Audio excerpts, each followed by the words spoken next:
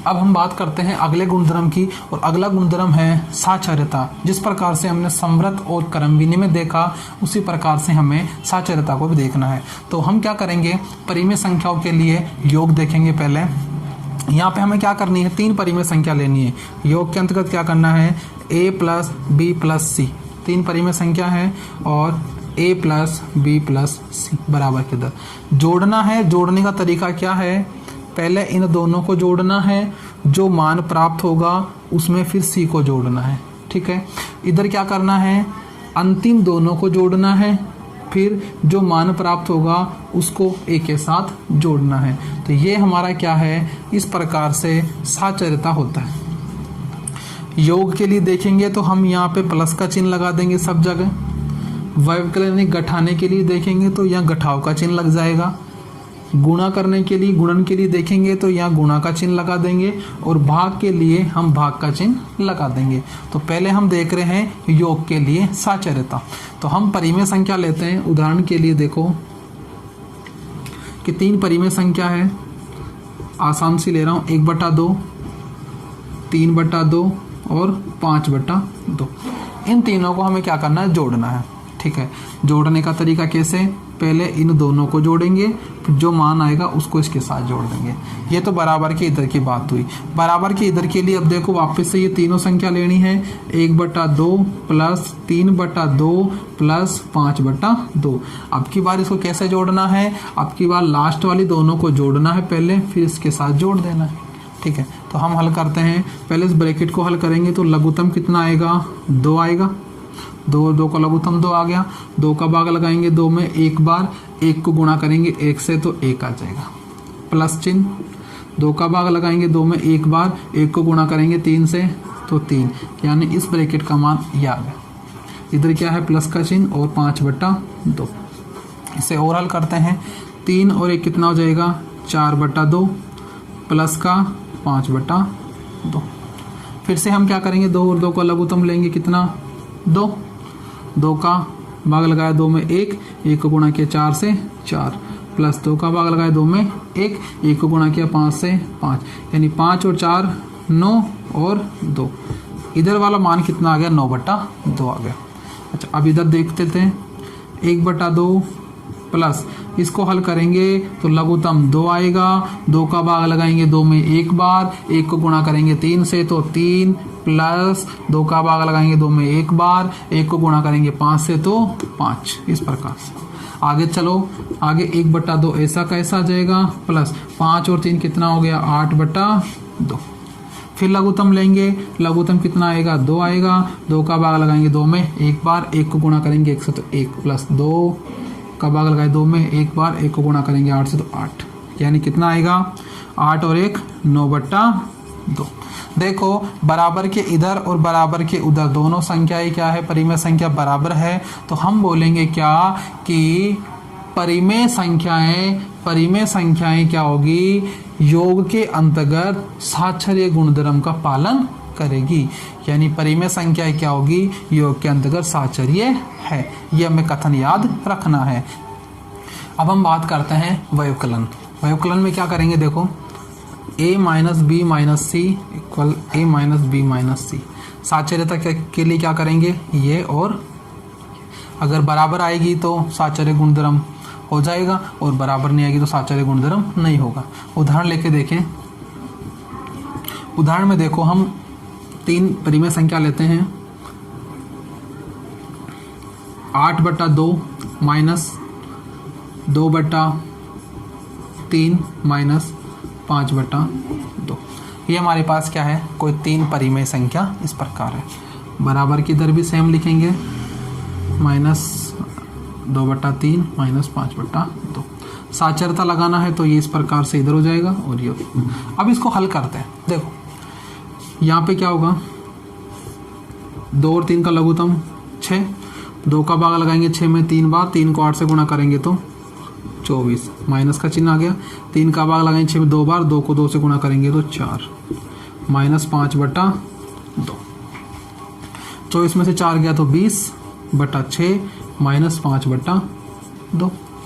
वापस से लघुत्तम कितना आएगा, 6 और 2 का लघुत्तम 6 आएगा।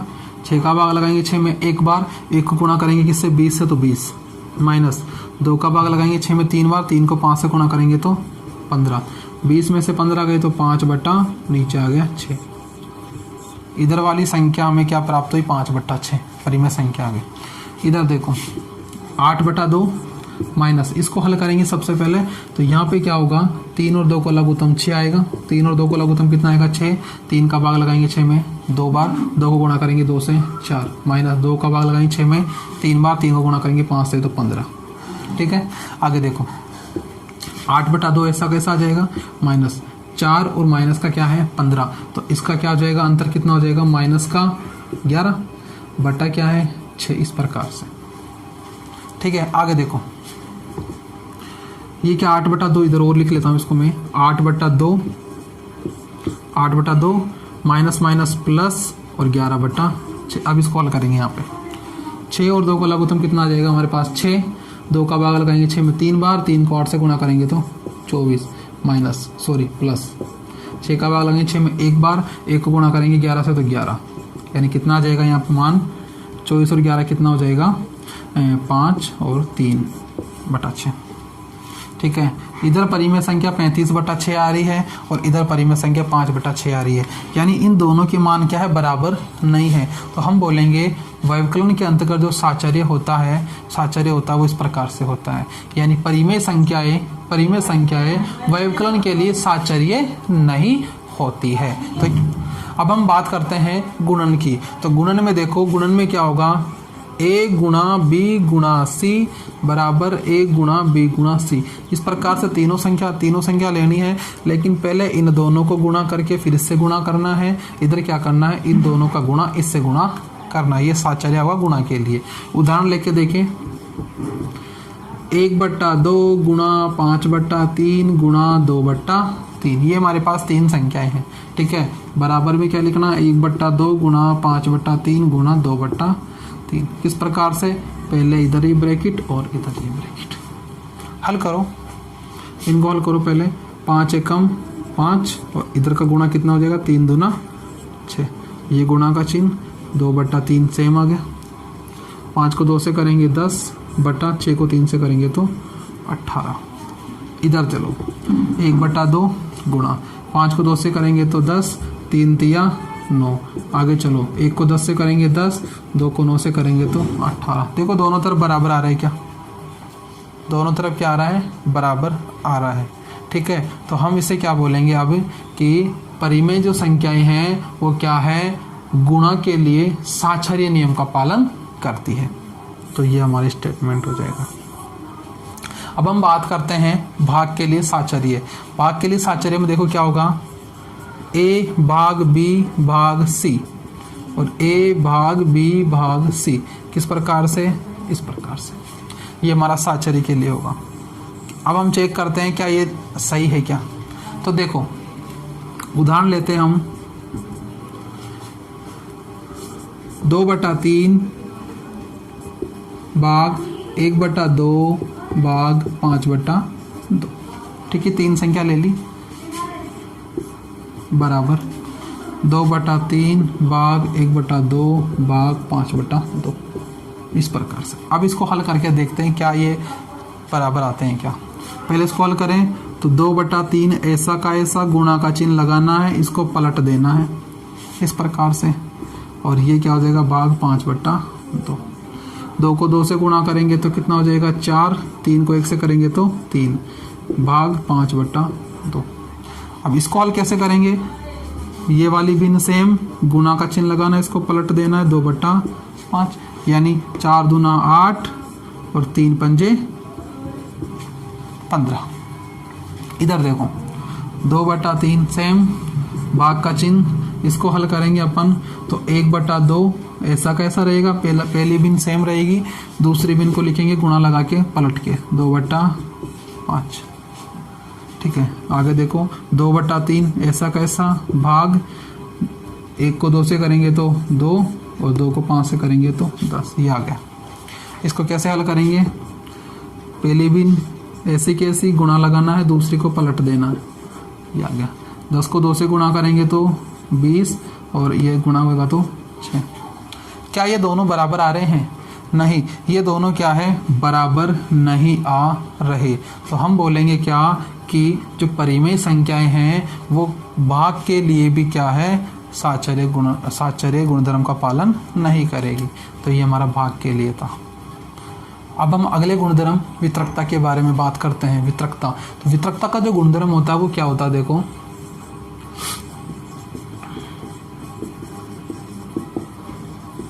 इस प्रकार से तीन संख्याएं हमारे पास a और b प्लस c, इसको हम किस प्रकार से वितरण करेंगे, किस प्रकार से खोलते हैं वो देखो। a को पहले b से गुणा करते हैं तो ab, फिर प्लस का चिन्ह, फिर a को हम किससे गुणा करते हैं, c से, तो ac। a को पहले b से गुणा करना है, दोनों का मान लिखना है गुणा करने पर, और फिर a को किससे गुणा करना है, c से, ac। इसी प्रकार यदि यहाँ माइनस का चिन्ह होता है तो क्या होता है, b माइनस c हो जाएगा इस प्रकार से। तो अब की बार a को b से गुणा करेंगे, a b आ जाएगा, और माइनस का चिन्ह, और a को फिर किससे गुणा करेंगे, c से, तो ये ac आ जाएगा। ये दो गुणधर्म है, ये वितरकता गुणधर्म कहलाते हैं। उदाहरण के लिए हम लेते हैं, उदाहरण के लिए देखो हमारे पास कोई भी a b c क्या है, तीन परिमेय संख्याएं हैं। तीन परिमेय संख्या लेते हैं हम 5/2, 3/2 और 8/5। ये हमारे पास क्या है, तीन परिमेय संख्या है। तो इसके लिए हम क्या करें, वितरकता गुणधर्म लगाते हैं। कैसे, 5/2, b क्या है हमारे पास, ये ले लेते हैं 3/2 प्लस 8/5, इस प्रकार से है। अब इसको इस प्रकार से गुणा करना है। कैसे, 5 को पहले किससे करेंगे, 5/2 को किससे करेंगे, 3/2 से। तो क्या लिखेंगे अपन, 5/2 गुणा 3/2, फिर प्लस का चिन्ह आ जाएगा। फिर क्या करेंगे, इस 5/2 को 8/5 से गुणा करेंगे, यानी लिखेंगे यहाँ पे 5/2 गुणा 8/5। देखो आगे, 5 को 3 से किए तो 5 3 15, 2 दूना 4, प्लस 8 पंजो 40 और 10, इस प्रकार से। लघुत्तम ले इनका तो कितना आ जाएगा, 20 आ जाएगा। 4 और 10 का लघुत्तम कितना आ जाएगा, 20 आ जाएगा। 4 का भाग लगाएंगे 20 में 5 बार, 5 को 15 से करेंगे तो 15 5 75, प्लस का चिन्ह। 10 का भाग लगाएंगे 20 में 2 बार, 2 को 40 से गुणा करेंगे तो 80। ये हमारे पास मान आ गया। 80 और 75 को जोड़ के लिख दो, 5 और 15, 155/20। यानी इसका इस प्रकार से विस्तार करना है और फिर आंसर प्राप्त करना है। ये तो हमने इसको देख लिया। एक माइनस के लिए भी देख लें, माइनस के लिए भी उसी उदाहरण को ले लेते हैं। हम क्या करेंगे, एक की जगह 5/2, बी की जगह 3/2 माइनस 8/5। कैसे होगा, इसको इससे गुणा करेंगे तो 5/2 गुणा 3/2, फिर माइनस का चिन्ह, फिर 5/2 को किससे गुणा करेंगे, 8/5 से गुणा करेंगे। देखो आगे, 5 3 15/2 दूना 4, माइनस 5 को 8 से गुणा करेंगे तो 40, और 2 को 5 से करेंगे तो 10। लघुत्तम ले, लघुत्तम कितना आ जाएगा, 10 और 4 का कितना आ जाएगा, 20 लघुत्तम आ जाएगा। 4 को 20 में भाग लगाएंगे 5 बार, 5 को 15 से 75, 10 का लगाएंगे इसमें 2 को किससे करेंगे, 40 से गुणा तो 80, यानी कितना आ जाएगा, 75 माइनस 80 कितना होता है, माइनस का 5/20। ये हमारा, तो ये हमारा क्या था, वितरकता गुणधर्म। आगे हम बात करते हैं योज्य प्रतिलोम। योज्य प्रतिलोम यानी ऋणात्मक रूप, और गुणात्मक प्रतिलोम यानी व्युत्क्रम की। तो सबसे पहले हम स्टार्ट कर रहे हैं योज्य प्रतिलोम यानी ऋणात्मक। देखो योज्य प्रतिलोम क्या होता है, कोई संख्या है हमारे पास a, क्या है, कोई संख्या a है, हमें बोला गया इसका क्या लिखो, योज्य प्रतिलोम लिखो या फिर इसका ऋणात्मक रूप लिखो। तो कुछ नहीं करना, माइनस लगा के लिख देना है बस। तो a का योज्य प्रतिलोम -a हो गया। इसी प्रकार अगर बोला जाए क्या कि अगर -a हमारे पास कोई संख्या है, इसका योज्य प्रतिलोम यानी इसका ऋणात्मक रूप लिखना, तो क्या करेंगे, -a के आगे क्या लगा देंगे, माइनस का चिन्ह लगा देंगे। तो ये माइनस और ये माइनस क्या हो जाएगा, प्लस का, यानी a। तो -a का योज्य प्रतिलोम क्या हो जाएगा, प्लस का a, और प्लस का a का योज्य प्रतिलोम क्या हो जाएगा, माइनस का है। या इसी प्रकार से हमको कोई संख्या दी जाए बट्टे के अंदर, यानी भिन्न दी जाए कि a बटा कोई b हमारे पास क्या है, कोई संख्या है, इसका हमें क्या लिखना है, योज्य प्रतिलोम। तो कुछ नहीं करना, माइनस का चिन्ह लगा के लिख देना है। a बटा b का योज्य प्रतिलोम माइनस का a बटा b हो जाएगा। इसी प्रकार से यदि हमें बोला गया कि माइनस का a बटा b है, इसका क्या लिखो, योज्य प्रतिलोम लिखो। तो हम क्या करेंगे, माइनस का a बटा b के आगे क्या लगा देंगे, माइनस लगा देंगे, यानी माइनस और माइनस से प्लस a बटा b हो जाएगा। यानी माइनस का a बटा b का योज्य प्रतिलोम प्लस का a बटा b हो जाएगा। a का योज्य प्रतिलोम माइनस का a, माइनस a का प्लस का हो जाएगा। a बटा b का माइनस का a बटा b हो जाएगा, और अगर माइनस में a बटा b है तो प्लस का a बटा b हो जाएगा। उदाहरण के लिए हम देखते हैं, यहाँ पे उदाहरण लेते हैं हम 5 का ऋणात्मक या योज्य प्रतिलोम क्या हो जाएगा, माइनस का 5 हो जाएगा। ठीक है, लेकिन यहाँ पे एक बात और याद रखनी है कि जो संख्या है और जो इसका ऋणात्मक यानी प्रतिलोम है, योज्य प्रतिलोम, अगर हम इन दोनों को जोड़ते हैं तो क्या आता है, देखो 5 और प्लस और माइनस का माइनस, और ये 5 ऐसा कैसा क्या जाएगा, 5 में से 5 गया 0। ठीक है, तो जो संख्या दी जाती है वो और उसका योज्य प्रतिलोम दोनों का योग क्या होता है, हमेशा 0 होता है। इधर इसके बारे में लिख देता हूँ कि a और ये प्लस और ये माइनस का a हमेशा क्या हो जाएगा, ये 0 हो जाएगा। और उदाहरण ले लो, माइनस का 7, इसका योज्य प्रतिलोम क्या हो जाएगा, माइनस लगाना है, तो माइनस के साथ क्या अपन माइनस लगा देंगे, तो क्या हो जाएगा, माइनस और माइनस प्लस का 7 हो जाएगा। माइनस का 7 का योज्य प्रतिलोम क्या हो गया, 7 हो गया। ये संख्या थी, इसका योज्य प्रतिलोम ये, दोनों को जोड़ लो, क्या आ जाएगा, रिजल्ट 0 आ जाएगा। इसी प्रकार यदि हम बट्टे वाली संख्या भिन्न की या परिमेय संख्याओं की बात करें कि 5 बटा 9 है, इसका क्या लिखना, योज्य प्रतिलोम, तो माइनस लगा दो। ठीक है, या फिर हमें कोई माइनस में संख्या दी गई है, माइनस का 11 बटा 3 दे रखा है, तो इसका क्या करना है, योज्य प्रतिलोम बनाना है, तो हम क्या लगाएंगे, माइनस का 11 बटा 3 के आगे क्या लगा देंगे, माइनस का चिन्ह, यानी माइनस माइनस क्या हो जाएगा, प्लस, तो 11 बटा 3। ये हमारे पास क्या हो जाएगा, योज्य प्रतिलोम। इस प्रकार से निकाल लेंगे।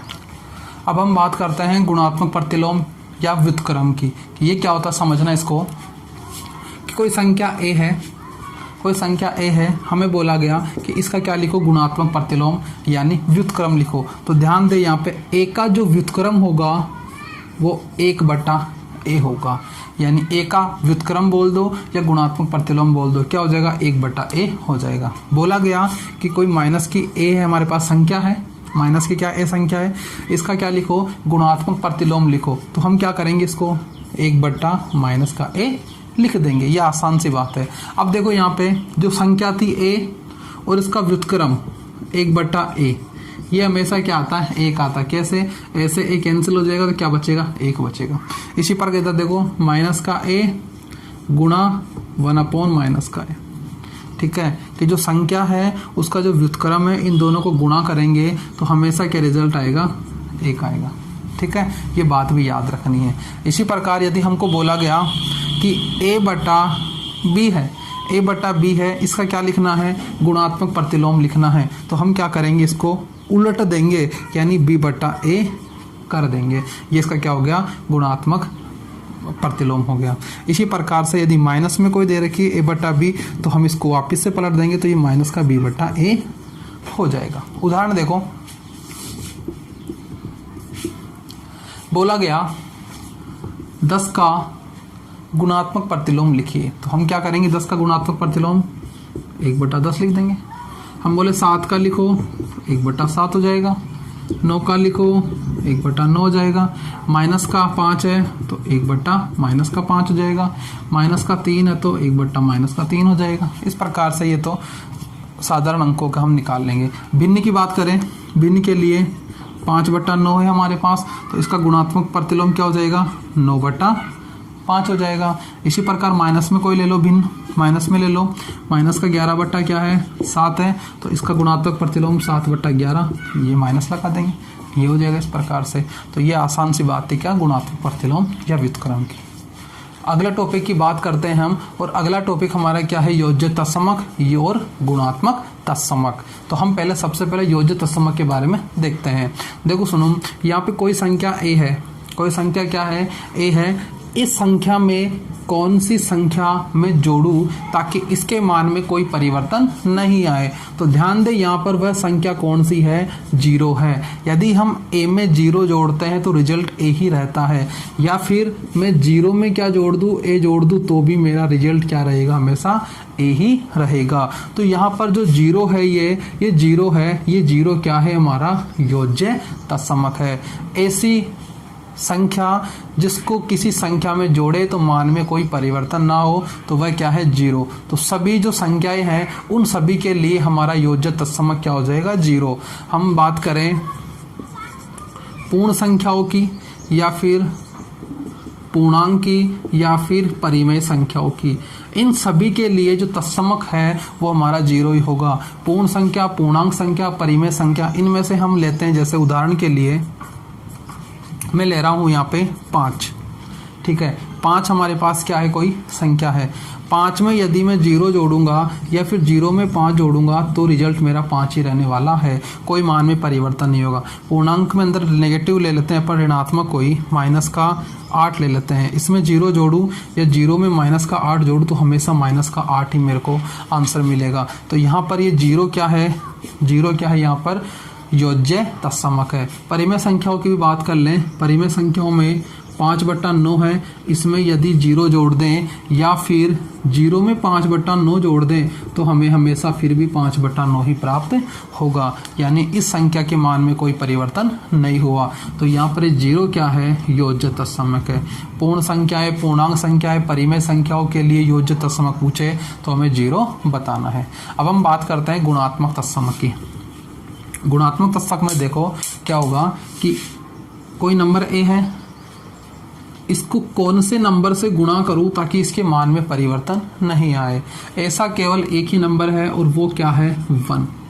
इसके अलावा किसी से भी गुणा करोगे तो मान में चेंज हो जाएगा, और 1 से हम इसको गुणा कर देंगे तो कोई परिवर्तन नहीं होगा। या फिर मैं बोलूँ 1 को a से गुणा कर दो तो भी हमारे पास a ही बचेगा, ठीक है। तो यहाँ पर जो 1 है वो क्या है, हमारा गुणात्मक तत्समक है, ठीक है।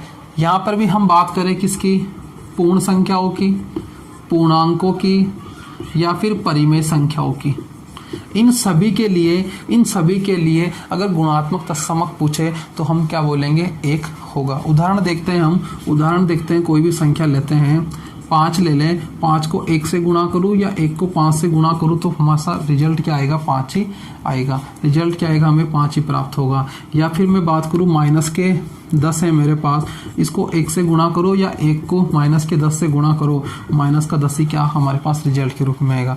परिमेय संख्याओं की बात करें तो हम बात करें 11/3 है, इसको 1 से गुणा करो या 1 को 11/3 से गुणा करो, हमेशा क्या आएगा, 11/3 ही प्राप्त होगा। तो यहाँ पर अब ये जो 1 है हमारे पास यहाँ पे, ये हमारा गुणात्मक तत्समक कहलाता है, और इधर जो 0 है वो क्या कहलाता है, योज्य तत्समक कहलाता है। इसे हमको याद रखना है।